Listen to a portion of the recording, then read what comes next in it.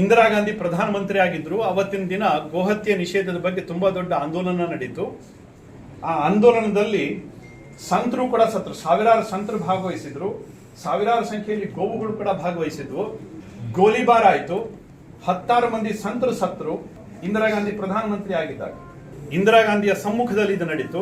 10 ಮಂದಿ ಸಂತರು ಸತ್ರು, ನೂರಾರು ಗೋವುಗಳನ್ನು ಗುಂಡಿಟ್ಟು ಕೊಂದ್ರು. ಅವತ್ತಿನ ದಿನ ಕರಪಾತ್ರಿ ಮಹಾರಾಜ್ ಅಂತ ಒಬ್ಬರಿದ್ದ, ಕಾಶಿಯಲ್ಲಿರ್ತಕ್ಕಂಥವ್ರು, ತುಂಬಾ ದೊಡ್ಡ ತಪಸ್ವಿಗಳು. ಅವರನ್ನ ನಡೆದಾಡುವ ದೇವರು ಅಂತ ಕರೀತಾರೆ.